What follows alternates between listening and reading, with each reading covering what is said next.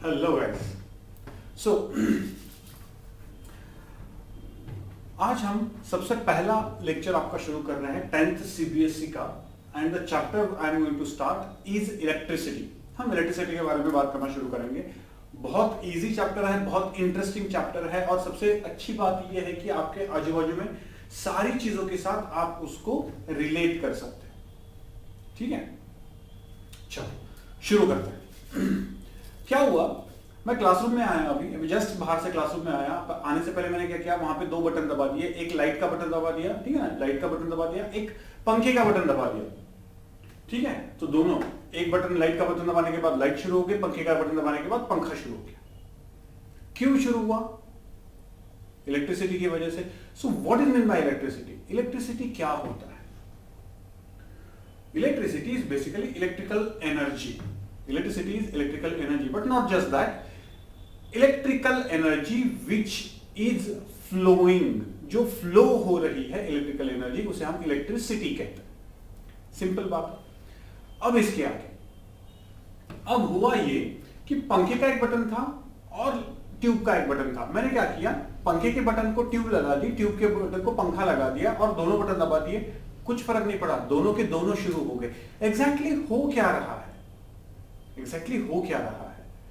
तो हम दोनों जगह पे इलेक्ट्रिसिटी ही दे रहे हैं, यानी हम इलेक्ट्रिकल एनर्जी ही दे रहे हैं। लेकिन एक जो डिवाइस है वो इलेक्ट्रिकल एनर्जी को कन्वर्ट कर रहा है लाइट एनर्जी में, दूसरा जो डिवाइस है वो इलेक्ट्रिकल एनर्जी को कन्वर्ट कर रहा है मैकेनिकल एनर्जी में। ठीक है ना, मूवमेंट मैकेनिकल एनर्जी में कन्वर्ट कर रहा है।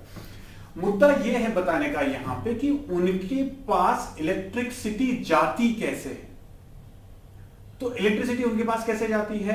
थ्रू चार्जेस जाती है।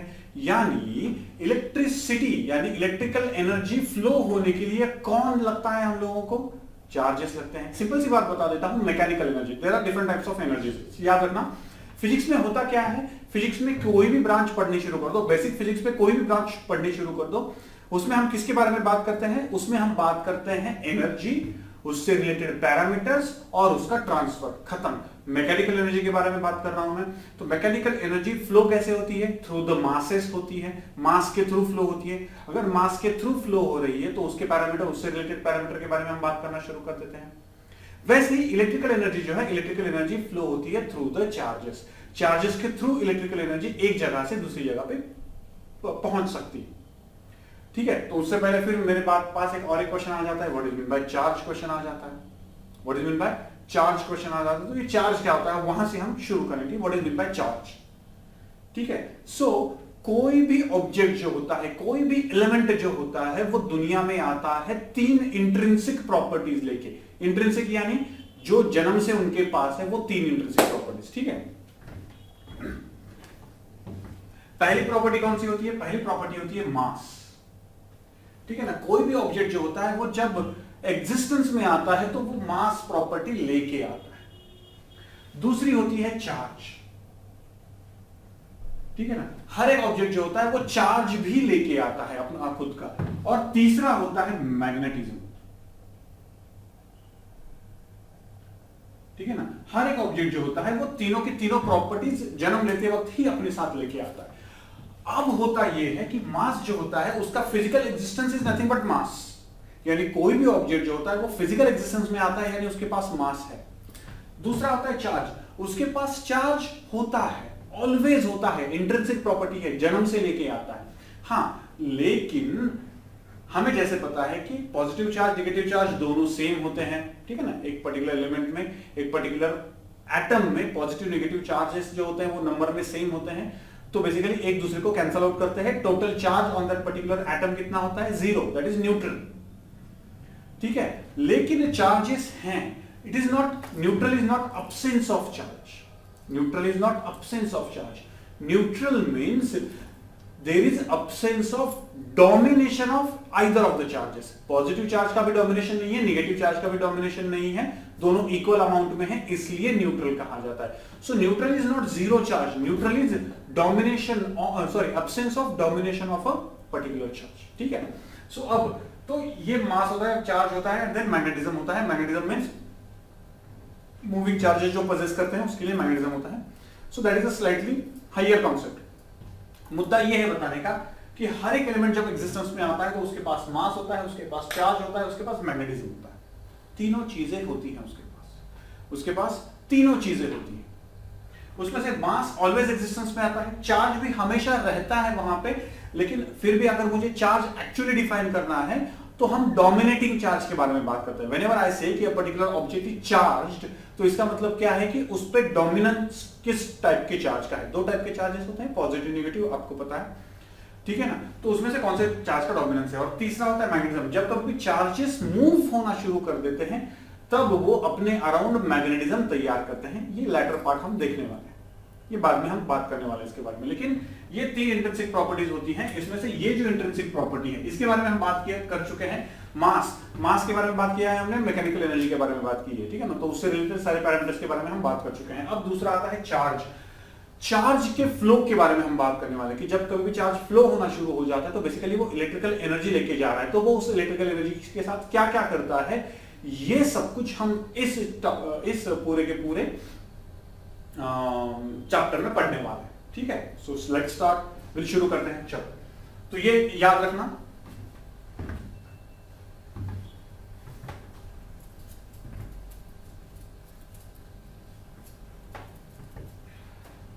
बीइंग फर्स्ट लेक्चर, एक फर्स्ट लेक्चर है तो मैं आपको पहले ही बता देता हूं कि इस लेक्चर के नोट्स आपको गूगल क्लासरूम पे अपलोड करने हैं। प्रॉपर नोट्स निकालो, गूगल क्लासरूम पे अपलोड कर दो, डाउट की लिस्ट तैयार करो और वो पूरी की पूरी डाउट की जो लिस्ट होती है वो पूरी की पूरी डाउट की लिस्ट भी तैयार रखो। I am going to take whenever I am going to take your live lecture, उस लाइव लेक्चर में शुरुआत हम करेंगे डाउट्स के साथ, बेटर रहेगा, ठीक है। चलो, तो सबसे पहले हम बात करते हैं चार्जेस के बारे में। तो जैसे मैंने कहा कि charges are responsible for the flow of electricity. Charges responsible होते हैं फ्लो ऑफ इलेक्ट्रिसिटी के लिए। इलेक्ट्रिसिटी का फ्लो जो कौन करवाता है और कौन करवाता नहीं है, इस पे डिपेंडेंट एलिमेंट्स के तीन डिफरेंट पार्ट होते हैं, यानी elements which allows the charges to flow freely. The property of that particular element is called as conductivity and that particular element is called as conductor. यानी जो भी एलिमेंट चार्जेस के flow के लिए allow करता है उस फ्लो को कहा जाता है कंडक्टिव, उस प्रॉपर्टी को कहा जाता है कंडक्टिविटी, एंड वो जो पर्टिकुलर ऑब्जेक्ट जो होता है उस ऑब्जेक्ट को कहा जाता है conductor. So depending upon the conductivity, depending upon the conductivity, तीन टाइप्स होते हैं एलिमेंट्स के सारे एलिमेंट्स के तीन टाइप्स होते हैं। पहला टाइप होता है कंडक्टर्स जो अलाउ करता है, ठीक है ना, कंडक्टर्स जो अलाउ करता है कि हाँ भाई चार्जेस फ्लो हो जाए। दूसरा होता है इंसुलेटर्स, ठीक है ना, इंसुलेटर्स। दूसरा होता है इंसुलेटर्स। इंसुलेटर्स यानी जो चार्जेस के फ्लो को अलाउ ही नहीं करता है, जो चार्जेस के फ्लो को अलाउ ही नहीं करता है। और तीसरा होता है सेमीकंडक्टर। नाम से ही समझ में आ जाता है ये सेमीकंडक्टर है। ये क्या है, सेमीकंडक्टर है, ठीक है ना, ये सेमीकंडक्टर है। तो कुछ कंडीशंस के अंदर वो अच्छी तरह से कंडक्ट करता है, कुछ कंडीशंस के अंदर अच्छी तरह से कंडक्ट नहीं करता है। ये 11th 12th में आपको सेमीकंडक्टर्स पढ़ने हैं, अभी इसकी जरूरत नहीं है। अभी हम किसके बारे में सिर्फ बात करने वाले हैं, कंडक्टर्स की जो अलाउ करते हैं चार्जेस को फ्लो होने के लिए, ठीक है, जो अलाउ करते हैं चार्जेस को फ्लो होने के लिए, ठीक है। अब देखो चार्जेस फ्लो होते हैं, क्या होते हैं, चार्जेस फ्लो होते हैं। तो फ्लो होने के लिए अभी तो मुझे पता है कि मेरे पास नॉन चार्जेस सिर्फ दो है, कौन कौन से, पॉजिटिव नेगेटिव। उसमें भी पॉजिटिव चार्ज न्यूक्लियस में होता है, नेगेटिव चार्ज गोल गोल घूम रहा होता है। तो न्यूक्लियस का चार्ज तो बाहर नहीं आ सकता, तो बाहर कौन आ सकता है, नेगेटिव चार्ज यानी इलेक्ट्रॉन्स। यानी basically conduction in a conductor is nothing but a flow of charges. To be precise, conduction in a conductor is nothing but a flow of electrons. क्या होता है, फ्लो ऑफ इलेक्ट्रॉन्स। तो उसके बारे में बात करते हैं।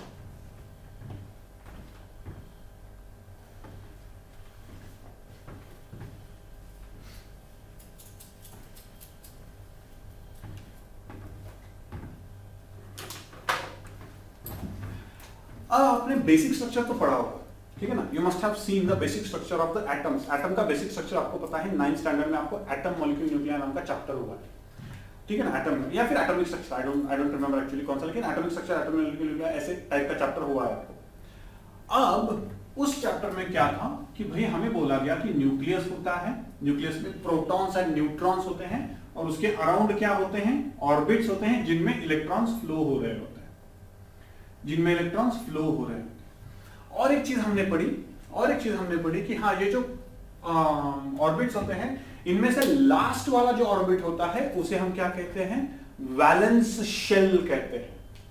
एकदम लास्ट वाला जो ऑर्बिट होता है उसे हम क्या कहते हैं, वैलेंस शेल कहते हैं, ठीक है ना, वैलेंस शेल कहा जाता है। ये जो वैलेंस शेल होता है इसमें भी इलेक्ट्रॉन्स ऑर्बिट में गोल गोल घूम रहे होते हैं, वैलेंस ऑर्बिट में, ठीक है, एकदम लास्ट वाला। अब देखो, न्यूक्लियस के जितने पास ऑर्बिट होता है उतना ज्यादा वो न्यूक्लियस ने पकड़ा हुआ होता है। That means the orbit which is nearer to the nucleus is tightly bound with the nucleus, and the orbit which is comparatively away from the nucleus is loosely bound with the nucleus. Orbit bound होना यानी orbit में जो electrons है वो electrons bound होना, orbit में जो electrons है वो इलेक्ट्रॉन्स बाउंड होना। तो होता ये है कि ये जो इलेक्ट्रॉन्स होते हैं ये बहुत लूजली बाउंड होते हैं, ये बहुत लूजली बाउंड होते हैं। अब ये इलेक्ट्रॉन्स अगर लूजली बाउंड होते हैं तो जब कभी भी इनको एनर्जी मिलती है ये अपना पेरेंट एटम छोड़ देते हैं और बाहर घूमना शुरू कर देते हैं, ठीक है। यानी अगर ये इलेक्ट्रॉन है, इसको मैंने एनर्जी दी और इसने अपना पेरेंट एटम छोड़ के बाहर चला गया, तो ये जो इलेक्ट्रॉन होता है, now this electron does not belong to any of the atoms in that particular material, in that particular metal to be precise, then this electron is called as free electron. This electron is called as free electron.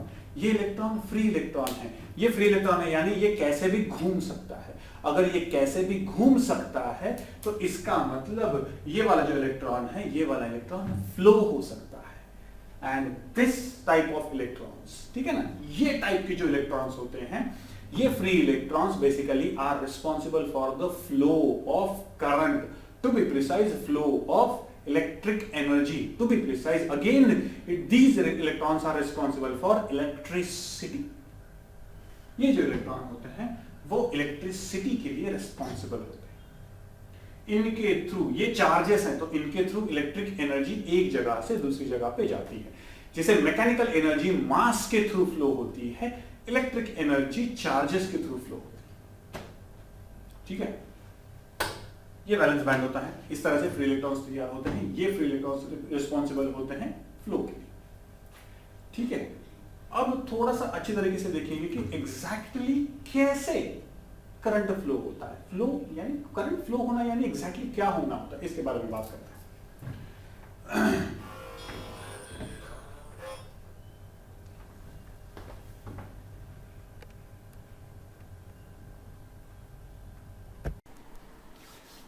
चलो बात करते हैं कि exactly current flow कैसे होता है। अब consider करके चलो कि ये एक बाउल है, ये एक बाउल है, दोनों आजू बाजू में रखे हुए हैं, दोनों में पानी है और दोनों जो बाउल्स हैं, दोनों बाउल में से इस बाउल में से इस बाउल में मैंने क्या किया हुआ है, वो एक पाइप डाला हुआ है। अब किस बाउल में से किस बाउल में पानी जाएगा? नहीं सर, किसी भी बाउल में से किसी भी बाउल में पानी नहीं जाएगा। अगर मैं ऐसे करता हूं तो अब क्या होगा? हाँ, अब ऊपर वाले बाउल में से नीचे वाले बाउल में पानी जाएगा। क्यों? What is the difference? कि ये और यहां पे इसमें डिफरेंस क्या है? सर पोजीशन चेंज हुई। अरे तो अगर मैं ऐसे पकड़ के ऐसे करता हूं तो भी तो पोजीशन चेंज हुई। तो एग्जैक्टली क्या चेंज हुआ? तो द थिंग इज कि पानी ऊपर से नीचे आना शुरू हो गया। The reason behind that is यहां से यहां पे पानी पोटेंशियल डिफरेंस की वजह से आया। यहां पे पोटेंशियल एनर्जी ज्यादा है, यहां पे पोटेंशियल एनर्जी कम है, तो पोटेंशियल डिफरेंस है, यहां पे पोटेंशियल एनर्जी का डिफरेंस है। यानी पोटेंशियल एनर्जी में डिफरेंस है तो ऑब्जेक्ट्स जो होते हैं वो हायर एनर्जी लेवल से लोअर एनर्जी लेवल पे जाना शुरू कर देते हैं। इस पूरे यूनिवर्स में the main reason behind the motion is every object tries to be at lowest possible energy level. सारे ऑब्जेक्ट्स को लोएस्ट पॉसिबल एनर्जी लेवल पे रहना है। तो जब कभी भी उसमें से एनर्जी बढ़ जाती है, it tries to decrease the energy level of its. ये समझ में रखना, ये दिमाग में रखना। Now will go further. अब कंसिडर करो कि एक कंडक्टर कंसिडर करो, चलो एक कंडक्टर कंसिडर करो। इस कंडक्टर में मैंने जैसे आपको बोला था, इस कंडक्टर में क्या है, इस कंडक्टर में बहुत सारे इलेक्ट्रॉन्स हैं। कैसे इलेक्ट्रॉन्स है? रैंडम इलेक्ट्रॉन्स है। एक इलेक्ट्रॉन इस तरफ घूम रहा है, एक इलेक्ट्रॉन इस तरफ घूम रहा है, एक इलेक्ट्रॉन इस तरफ घूम रहा है, एक इलेक्ट्रॉन इस तरफ घूम रहा है, एक इलेक्ट्रॉन। हाँ, एक बताना रह गया मेरा आपको। मैंने जैसे बोला आपको कि वैलेंस शेल जो होती है, वैलेंस शेल में से इलेक्ट्रॉन बाहर निकल जाता है जैसे हम उसको थोड़ी सी एनर्जी दे देते हैं। For the metals room temperature पे ही उतनी एनर्जी उसको मिल जाती है, ठीक है ना। रूम टेम्परेचर पे ही उन इलेक्ट्रॉन्स को उतनी एनर्जी मिल जाती है, सो दैट रूम टेम्परेचर पे ही मेटल्स कंडक्टर्स जो होते हैं उनमें huge amount of free electrons होते हैं which are ready to flow, which are ready to flow. तो यहां पे ये जो इलेक्ट्रॉन्स है ये सारे फ्लो हो रहे हैं। तो क्या ये करंट कॉज करते हैं? नहीं। क्यों? क्योंकि सारे के सारे फ्लो तो हो रहे हैं लेकिन एक पर्टिकुलर डायरेक्शन में फ्लो नहीं हो रहे हैं। So net current is zero. हाँ, एक इलेक्ट्रॉन, अगर ये वाला इलेक्ट्रॉन जो है, ये वाला इलेक्ट्रॉन घूम रहा है, ये वाला इलेक्ट्रॉन घूम रहा है, तो हाँ हम कह सकते हैं कि हाँ हर एक इलेक्ट्रॉन अपना अपना करंट लेके घूम रहा है, लेकिन net current flowing through the conductor is zero, because सारे के सारे एक पर्टिकुलर डायरेक्शन में है नहीं। लेकिन सपोज अगर मैंने क्या किया, ये कंडक्टर था, इस कंडक्टर को मैंने एक साइड से ऐसे कनेक्ट कर दिया एक बैटरी, ये पॉजिटिव नेगेटिव। तो अब क्या होता है, सारे के सारे कंडक्टर, सारे के सारे इलेक्ट्रॉन जो होते हैं, सारे के सारे चार्जेस जो होते हैं, वो एकदम से इस डायरेक्शन में फ्लो होना शुरू हो जाते हैं, एकदम से एक डायरेक्शन में फ्लो होना शुरू हो जाते हैं। Charges start flowing from the higher potential to the lower potential. तो ये जो बैटरी है, ये बैटरी लगाने के बाद होता क्या है, तो बैटरी का काम क्या होता है, तो याद रखना बैटरी के दो काम होते हैं। उसमें से एक काम होता है बैटरी का to create a potential difference between the terminals. ये जो यहां पे आपको कंडक्टर दिखाई दे रहा है, उस कंडक्टर के दोनों पोटेंशियल, दोनों टर्मिनल के बीच में पोटेंशियल डिफरेंस तैयार करना, ये बैटरी का सबसे पहला काम होता है। तो अगर बैटरी वी पोटेंशियल के अगर मैं कंसिडर करता हूं, तो यहां पे वी पोटेंशियल और यहां पे जीरो पोटेंशियल तैयार हो जाता है, which creates the potential difference between two ends. अब ये जो V पोटेंशियल होता है, इसकी वजह से यहां पे जो चार्जेस हैं, इन चार्जेस में ज्यादा एनर्जी होती है। ये वाला जो टर्मिनल है, ये जीरो पोटेंशियल यानी लोएस्ट पॉसिबल एनर्जी लेवल पे है। इसका मतलब हायर एनर्जी लेवल से लोअर एनर्जी लेवल की तरफ, हायर एनर्जी लेवल से लोअर एनर्जी लेवल की तरफ चार्जेस फ्लो होना शुरू हो जाते हैं, which we call as current. What is current? Current is rate of flow of charges with respect to time. I is equal to Q upon T, rate of flow of charges with respect to time, ये current होता है, ठीक है ना। तो potential difference तैयार होने की वजह से एक एंड पे हायर एनर्जी, एक एंड पे लोअर एनर्जी, तो चार्जेस जो होते हैं वो हायर एनर्जी लेवल से लोअर एनर्जी लेवल पे भागना शुरू कर देते हैं। तो अब ये टर्मिनल 1 पकड़ लो, ये टर्मिनल 2 पकड़ लो, तो चार्जेस कहां से कहां जा रहे हैं, 1 टर्मिनल से 2 टर्मिनल पे जा रहे हैं। तो 1 टर्मिनल पे उनके पास एनर्जी है, 2 टर्मिनल पे जाने के बाद उनके पास एनर्जी है ही नहीं। तो 2 टर्मिनल पे आने के बाद उनके पास जो एनर्जी नहीं है, तो वो बैक टू द बैटरी जाते हैं, बैटरी को बोलते हैं कि मुझे थोड़ी सी एनर्जी दे दो। बैटरी उनको एनर्जी प्रोवाइड करती है और वो फिर से लूप में आके भागना शुरू कर देते हैं। तो बैटरी का दूसरा काम क्या होता है? Provide the energy to the electrons या फिर चार्जेस, जो भी चार्जेस फ्लो हो रहे हैं उन चार्जेस को एनर्जी प्रोवाइड करने का काम कौन करता है? बैटरी।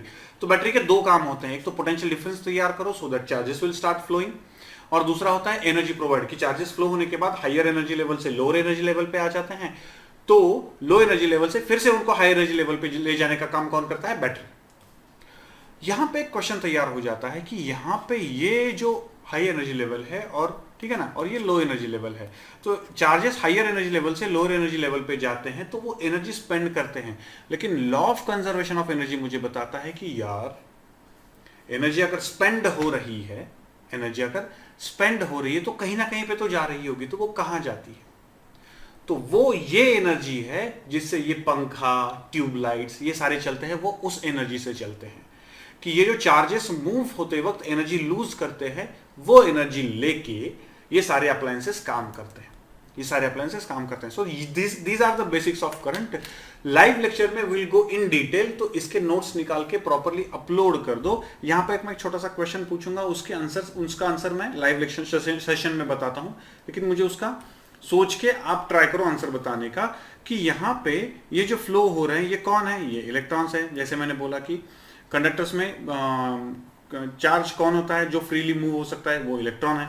तो इलेक्ट्रॉन मूव हो रहे हैं, तो ये पॉजिटिव टर्मिनल है, ठीक है ना, ये आपका पॉजिटिव टर्मिनल है, ये आपका नेगेटिव टर्मिनल है। तो इलेक्ट्रॉन्स जो है ना वो पॉजिटिव टर्मिनल की तरफ अट्रैक्ट होने चाहिए, और आपने तो दिखाया है दूर जा रहे हैं।